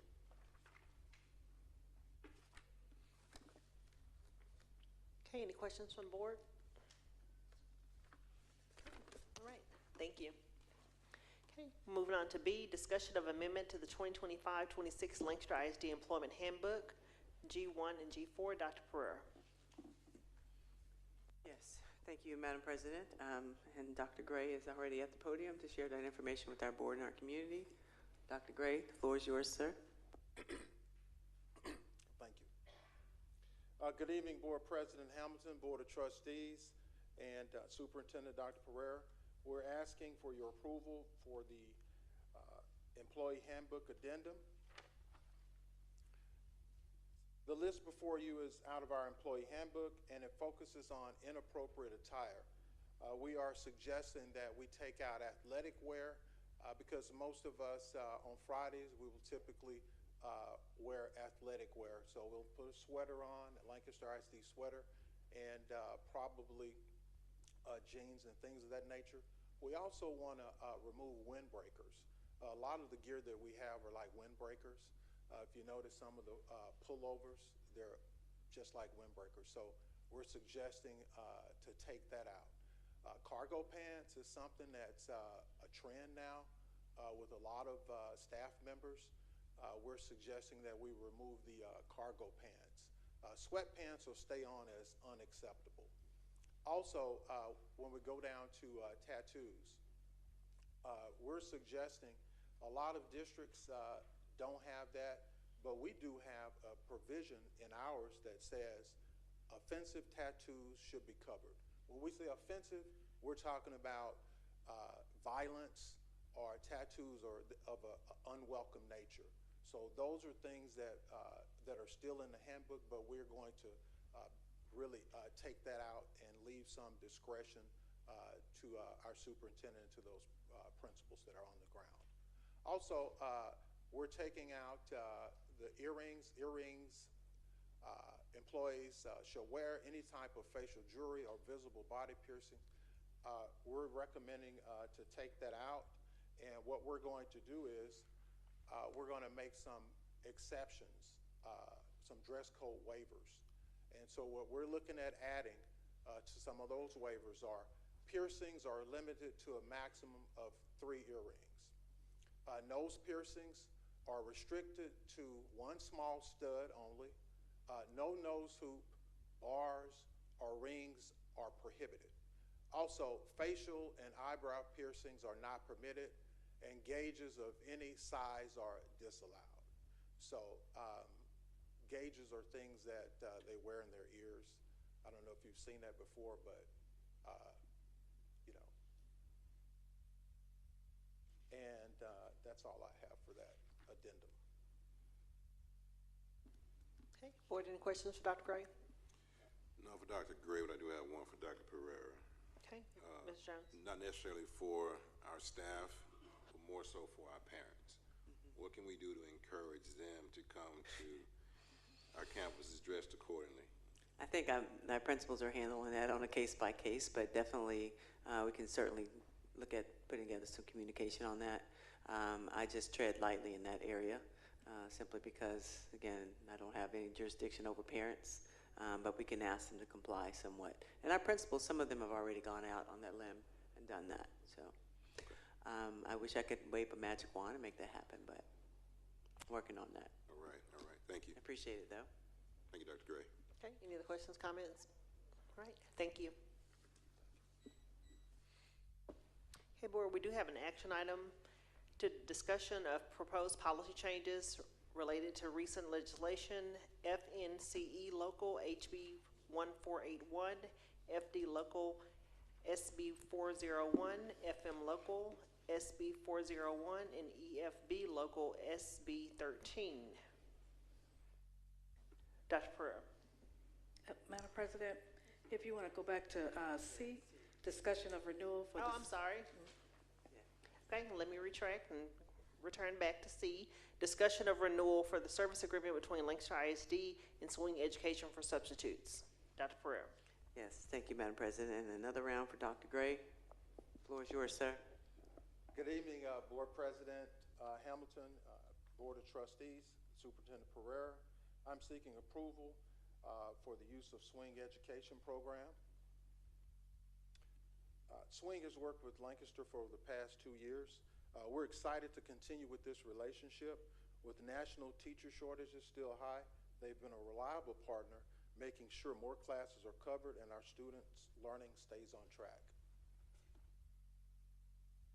For the 2004-2005 school year, we've maintained a 91% fill rate with Swing, making sure that our classrooms are filled with certified teachers.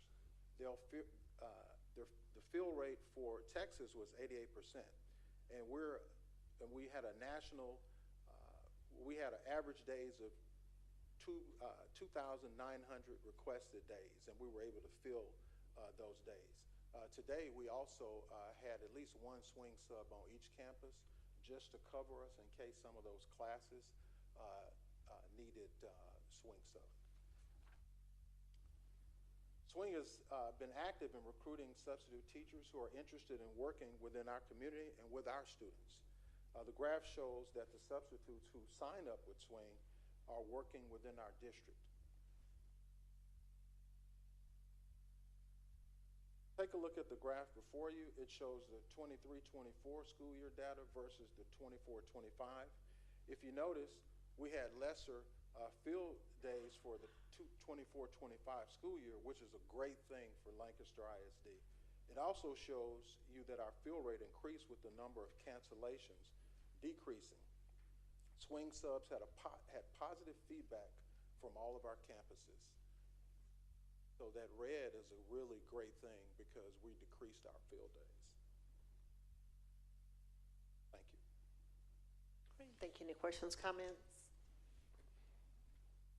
Okay, now we'll move on to D, discussion of proposed policy changes related to recent legislation, FNCE, Local HB 1481, FD Local SB 401, FM Local SB 401, and EFB Local SB 13. Dr. Pereira. Thank you, Madam President.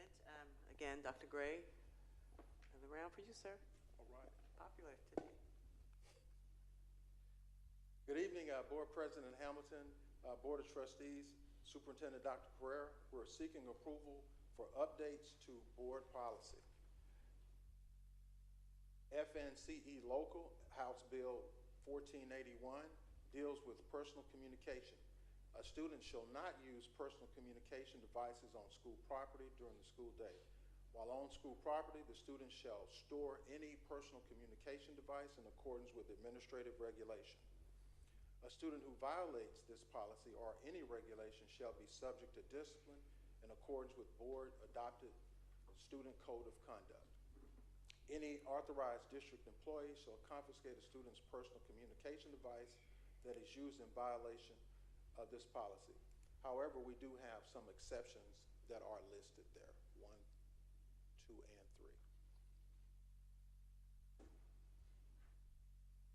3. FD Local Senate Bill 401 states that students who are enrolled in homeschool or private school are not eligible to participate in LISD extracurricular events or activities.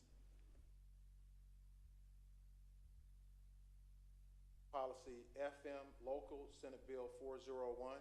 This policy refers you back to FD Local, stating a student enrolled in a private school, including homeschool, shall not be eligible for concurrent enrollment in the district, nor for participation in curricular or extracurricular activities. EFB Local Senate Bill 13. It proposes that the school board establishes their own school library advisory committee. The board must pick a committee each time new books are purchased by the district. The school library advisory committee must meet 2 times a year, but may hold additional meetings to consider requests from the district.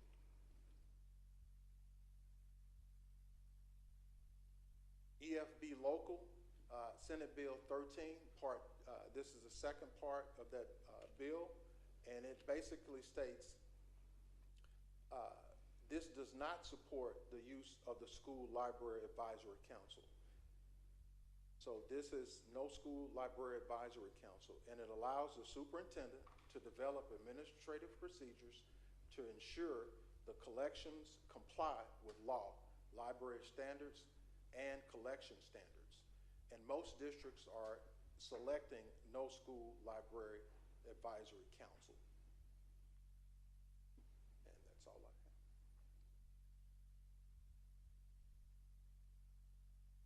Hey, board, any questions, comments? Madam President, I Mr. do Jones? have, I guess, are we taking action on this tonight, or will this be at our meeting next week? It is showing as an action. Is there a deadline? It's an action. Well, September the 1st Okay. is the deadline. Could be a first reading today. Okay. Board, are you all needing additional time to review this? Well, Okay. I guess my main question is, a couple of things on the EFB. Are we proposing the second one, or are we looking at both of these? So we have one that's continued, and then we have the first, so we have slide EFB local library materials for students. Then we have the EFB local alternate, no slack. Yeah, there are two. Okay. So you're looking at two. Got it. So you either vote for the slack or you vote for the alt, which is no slack, no school library advisory council. President Hamilton, if I may. Ms. Harcon? I do want to mention that the law requires that the board must establish a SLAC if 50 parents or 10% of the parents, whichever is fewer, submit a formal petition. So I just want y'all to be aware of that. You could decide to go with the no SLAC, but then if you get a petition, you could end up having to come back. Okay, thank you. Okay, per Dr. Pereira, we don't currently have any. All right, thank you. And my next question pertaining to the books, so that anytime that we purchase books for the library, we would have to, well, if we go with the no slack, we wouldn't have to worry about it. But if we do, You have to have a committee to meet, and you have to approve any new books that come into the district. And every time they come in, you have to choose the committee, and then you have to set the committee up, and you go through like a board process. okay. So those selections would have to change each time, or could we select certain people to be on that for the course of the year? I think they would have to change. That's what I read. So I think you'd have to, when you do have those committees, and you're Okay. responsible for selecting, it wouldn't be us selecting, it would be. Right. Okay, thank you. Madam President, that's the only policy I have questions about, but other than that, the other ones are guided by law, and I'm good either way if we could do it tonight or. Any other comments on the board in reference to this item? Okay, so am I hearing that we're okay to take action tonight? So explain once again the difference between the two. Well, with the SLAC, the School Library Advisory Council, the school board is responsible for selecting the committee and then having those meetings to review and go through all of the policies. That means that someone would have to work with the Texas Archives that handles all the library books and what's appropriate, what's not appropriate. So that would all have to be decided by the board. So when the district orders additional books for instruction, then you would have to actually have that committee to sit and meet and go through that whole process. But with the no slack, then that would be up to the superintendent to make sure that we're complying with policy. And we already have people that actually look at textbooks and review those books through instruction. Okay, Dr. Pereira. I just want to clarify that we actually already have people in place that help us with that. And that is their task for the district. I think this is TEA giving districts opportunity to perhaps maybe create another method of approval. But again, we have folks who already serve in that role, and most of them are our librarians and some of our instructional staff who take care of that. And again, people are not just picking up books. We're going with things that are already approved or a part of our curriculum and content. So I just wanted to assure the board and the community. So the recommendation would be the no slack committee, because we already have things in place to do that. So again, this would give a board an option to get rid of that and only go with parents or community members that they want to have, who would not be familiar with our curriculum or content. Great. Thank you, Dr. Pereira. Any other questions, comments? Okay, board, this is an action item. Is there a motion? Madam President, I move that we accept the proposed policy changes for FNCE local, House Bill 1481, FD local, Senate Bill 401, 401, FM local, Senate Bill 401, and EFB local, Senate Bill 413 for the alternate no slack. Okay, thank you, Ms. Jones, for the motion. Is there a second? Okay, have a second by Ms. Cluis. So we have a motion to approve FNC local, House Bill 1481, FD local, Senate Bill 401, FM local, Senate Bill 401, and EF no slack, alternate no slack for no school library advisory committee SB 13. We have a motion and a second. If you all will please vote from your devices.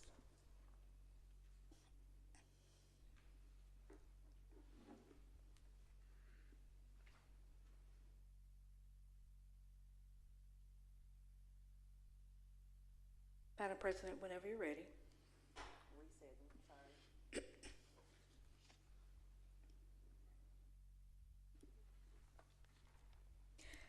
Thank you, Madam President.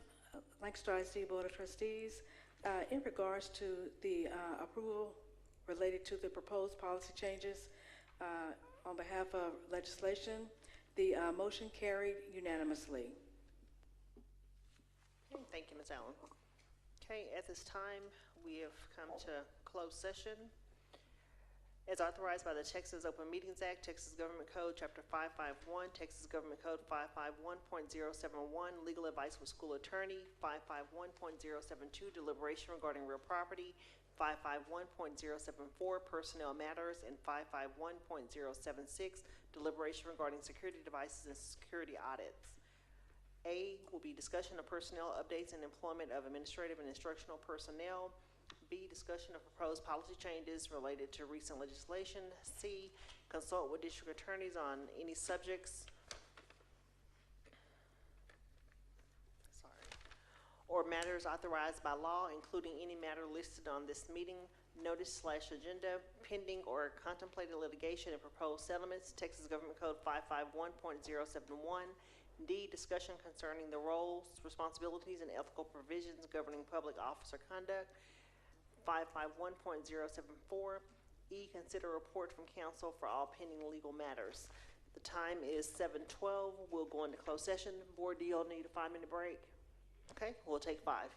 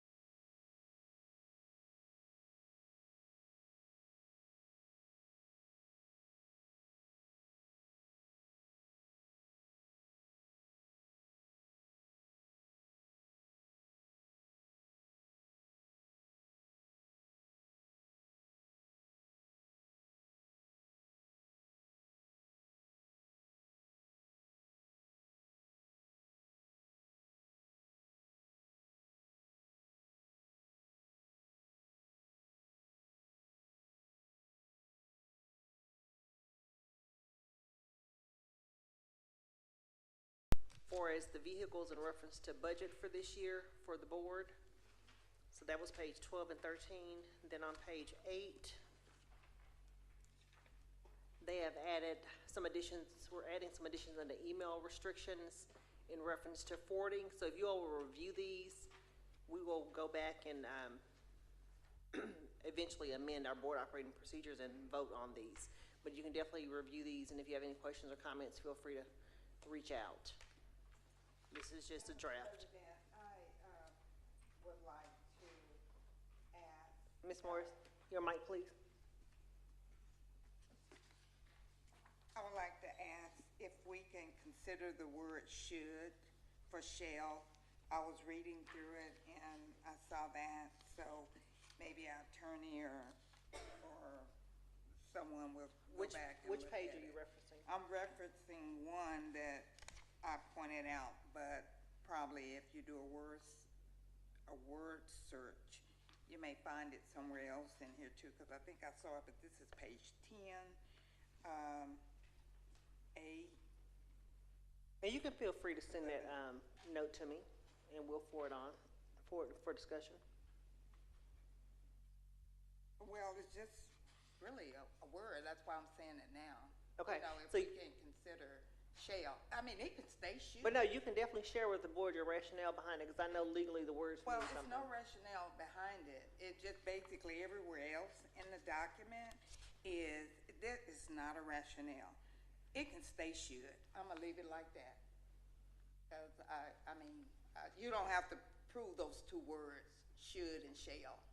Okay. So just leave it like it is. Okay.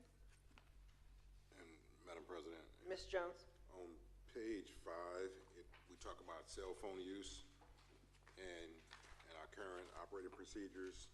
It's section B. It specifies that the board shall not engage in using cell phones during the board meetings. You're on and work page sessions. 5? Yes, ma'am. It should be at the top B. Yeah, right in that section there. Okay, top sentence. Okay. Yeah, it says at no time during a board meeting, whether regular or special. So we just need to make sure that everybody adheres to that, or we need to modify that in some kind of way.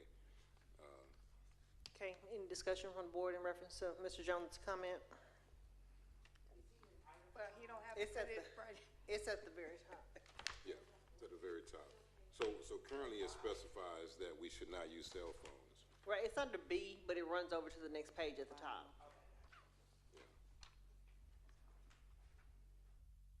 So just want to make sure everybody is adhering to that, or if we need to modify it, that makes it for us to address if necessary.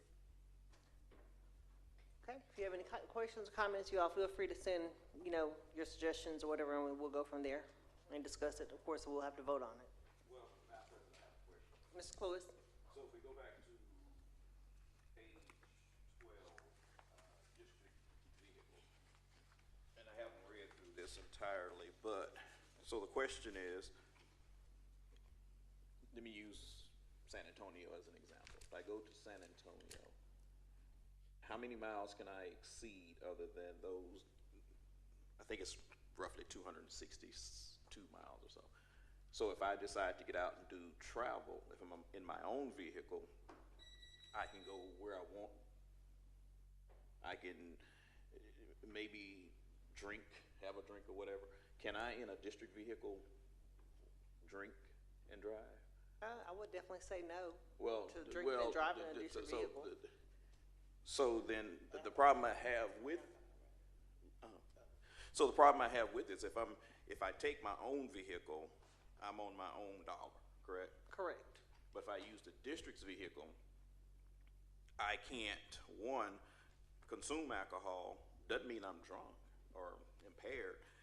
Second thing is if I want to travel 10 miles outside of San Antonio or whatever, am I allowed a certain mileage? We don't have that information within this document. There may be something we may have to discuss, for as the limits on mileage, but I don't think mileage has been an issue when you use a district vehicle. But I'm using taxpayers' dollar for the gas. But I guess this was just Marion's opinion. If I'm taking a vehicle to go to a conference and it's not my vehicle, I'm just gonna use it for conference purpose things. If I'm going to eat based on district, that's fine, because I'm going to something pertaining to the district in their vehicle, or I'm going to the conference. I wouldn't take their vehicle and go shopping as I would in my own vehicle. But so the way this is structured now, if I take my own vehicle, that's a cost that I assume. Correct. They will not reimburse mileage. Do your rationale and send it to the portal. It's the conversation here on the dais. I would definitely engage in a conversation with you if you have more. Okay. Now, I think that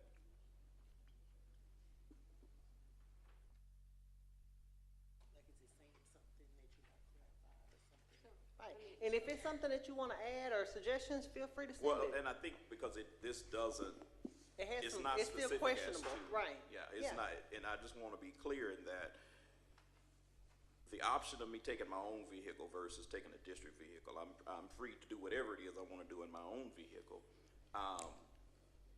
But if I take a district vehicle and I decide to go, I'm in San Antonio as an example, and I decide to go 30 miles of travel in San Antonio, is there a limit on the number of miles that I can add to that district vehicle?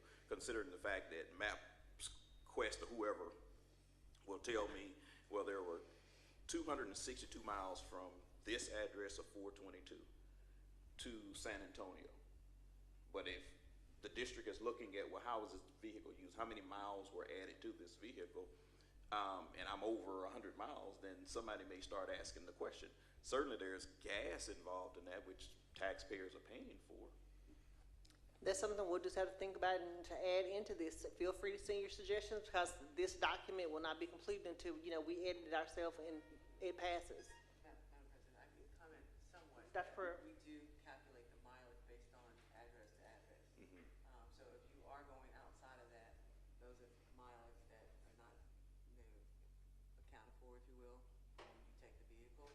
So I think there is an issue with that for taxpayers, as you're saying, the gas alone. If you're in your own vehicle, you're free to roam and do whatever you like, but we do ask that you go address to address. If you have to go for a vendor's dinner or something like that, that's away from the hotel, you absolutely can take that. Absolutely, you take the vehicle, if that's necessary, or an Uber, either way. But yes, you can take it for those purposes, but not here. But in a previous district, I had someone going to visit relatives, like for 20 miles outside of where the conference was. Well, that's not what the vehicle is for.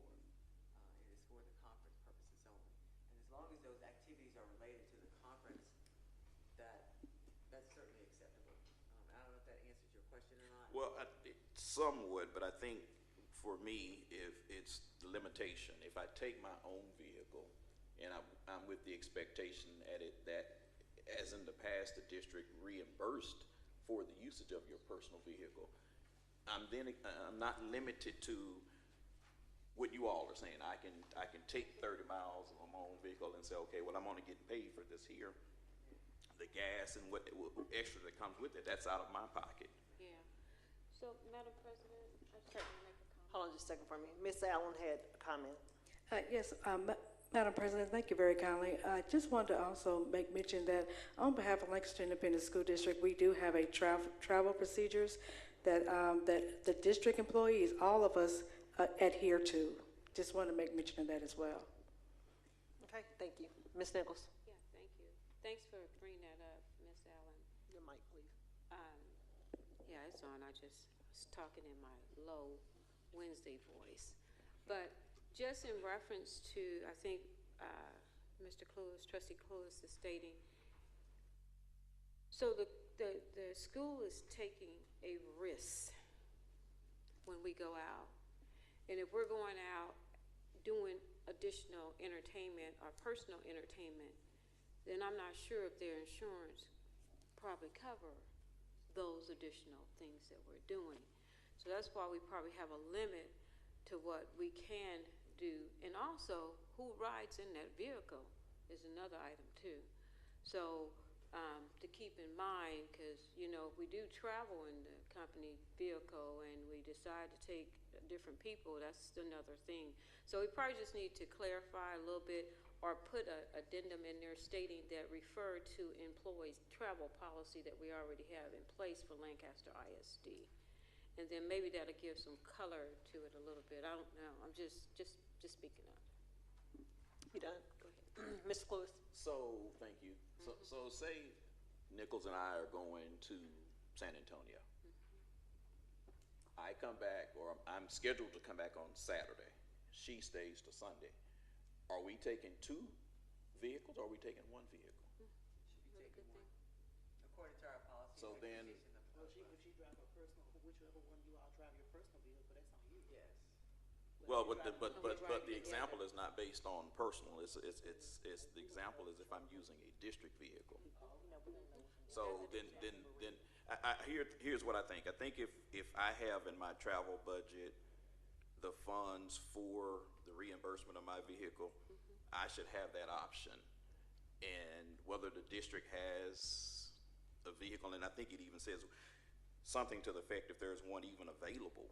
So I think that I should have, or we all should have individually, the option to take your own personal vehicle with reimbursement on the table.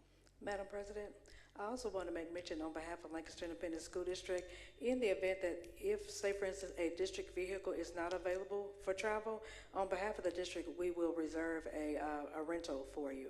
So on behalf of the district, you'll be ready, set, go, you know, in regards to if a district is not available, you know, for travel, you know, as an alternate, you know, there will be a rental. So again, no cost to you as a trustee or board president, you know, for travel. We will take care of that. Okay, and just for clarity, Mr. Lewis, I believe the reason that we are not being paid mileage this year is to try to cut budget. That's how it was presented to us through administration. That was a way for us to cut back on what we were spending, although we do have it in our budget. They've even encouraged us to eliminate a lot of travel for conferences if we can do some online or some things to cut back on not spending all of our budget this year. That was the purpose of the mileage being eliminated for this school year. So understood. So is that going to be stipulated in this guideline? I will say, if you all have additions that you feel need to be added, please send it through to the portal. So when we do the final draft, we're going to still have a work session on board operating procedures. At that time, we can edit, insert, things like that. If you come up with different questions that we haven't discussed here tonight, please send them so we can have your thoughts. Also, as a board, we did not know the travel guide for the district. So that's probably something that we need to look at to actually see what they say, to see if that's something that we can mirror as board members. Right, because I think it was referred, it was suggested to refer to the handbook. So Right, but we just could as get board that members, copy. we've never really looked Yeah. at it. Yeah, or at least that piece regarding transportation. So if I can ask Ms. Allen a question, Ms. Allen, or do you know right off with the district's policy online, does it specify employee versus and/or board members? Because I'm not an employee of the district. No, I'm sorry, Trustee Lewis, you are correct as far as you're not an employee of the district, but I do know that on behalf of you, along with the Board of Trustees, in support of the district, you are, as part of your goals, you want to ensure that whatever you do aligns with district practices and procedures. And on behalf of the district, we do have a procedure in place in regards to travel. And I know that in support of Madam President, and again, as the trustees, your goal is to align what you do in regards to the district versus along with the district supporting you as a board. So everything aligns in regards to your mission, your vision, and your goals. And that will be one of them in regards to your travel. Okay, thank you. But if you have any other questions, you all please feel free to send them through the portal. We'll definitely discuss this more in detail with legal to try to make sure we align what the board is adhering to, that it's matching up with what employees have to adhere to here at the district. Okay. Any other comments on board operating procedures? Okay, we'll move on to C, discussion of the delegate upcoming session. I understand that the packets will not be sent out until August the 22nd. So we will skip this, and hopefully, Ms. Nichols will have time to discuss this at the next board meeting. D is the proposed 2025 board calendar.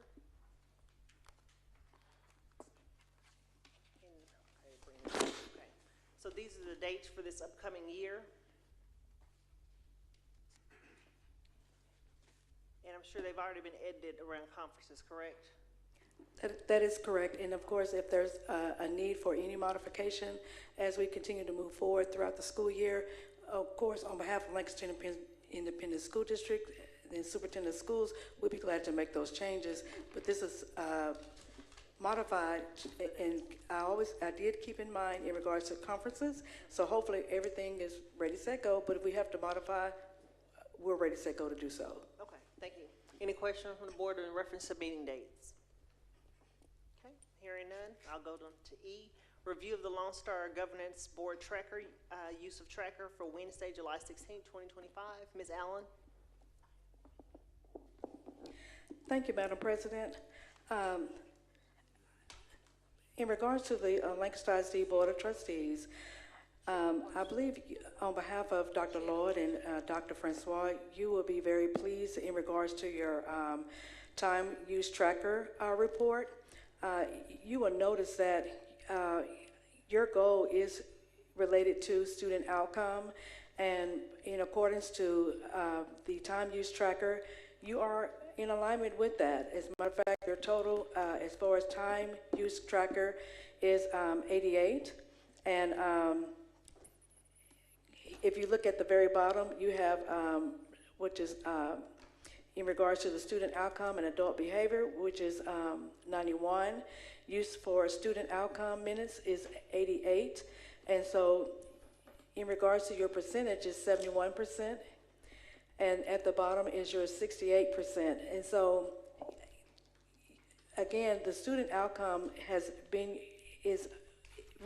of like the focal point in regards to ensuring that that student outcome aligns with your goal. And you will notice that you have accomplished that. And also in regards to your GPMs, 3.2 was discussed and 1.1. The GPM that is on target is your 1.1 in regards to being able to conduct the board meetings or work sessions efficiently, and you are absolutely doing that, and which is 100%. You are also meeting all of your goals, 1, 2, 3, and 4, which is 100% as well. And on behalf of the Lancaster ISD board attendance, I know that in regards to the report, you have 71% attendance, and I know that as we continue to move forward, that would get better. But in regards to what I see in regards to the time use tracker, the Lancaster ISD the Lancaster ISD Board of Trustees are definitely on track. And Dr. Lloyd and Dr. Francois, do you have any comments in regards to the report? Yes, ma'am, I do. I just like to say and repeat what Ms. Francis is just saying is that I'm so proud of the Lancaster ISD Board of Trustees for every month making sure that we meet the criteria of the time use tracker. Most importantly, I want to also commend Dr. Pereira and the instructional team in Lancaster ISD for being superior in not just getting all the numbers where they're supposed to be, but also being able to explain it in a way that community members, anyone who's watching a board meeting can really understand that we're on track and that we're exceeding the expectations of districts, all across our state. And so that is just reflected in this time use tracker. Just like tonight when we had this work session, we had individual after individual report on their part of the district's instructional team. You as board members should be very, very grateful with the clarity and the level of high expertise that you're able to hear and to listen and to learn from, so that you can make those great decisions in honor of improving student outcomes. So this one piece of paper, the time use tracker, is really just a reflection of the great work that's going on in the district, academically, socially, extracurricularly, as a whole, for the whole district, and that the board is more and more each month dedicating more time to the right things, and that's improving student outcomes. And so just kudos to the board and kudos to Dr. Pereira and the team, because if all the ducks were not in a row, it would be very difficult to understand what was really going on in education. In education in Texas, there are a lot of points and dots to connect, and Dr. Pereira and her team do a great, great job. You are very, very fortunate as a Board of Trustees to support this work. Thank you. Great, thank you so much. Anybody have any comments or questions about the tracker? Okay, we're going to move on to reminders. Have the Texas EdCon 25 TASA-TASB Convention, Houston. It's going to be September 11th through the 14th, 2025. Region 10 2025-26 compliance training completion dates, September 3rd, 2025 at 5 p.m. So that is some compliance training that is mandatory for us to complete. Also, another reminder, there was the confidentiality form that was in your folder. There was a Texas Government Code number that was off that has been corrected.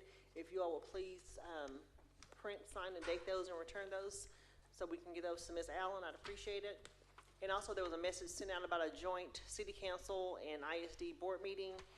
We have 2 dates that have been proposed, and we'll also send you all an email out for you all to respond, but if you all would just note down either September 3rd or the 8th, and we'll send you all an email to see which one works best.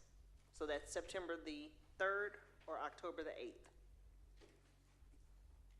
And the time will be to be announced. Okay, we've come to the end of our agenda.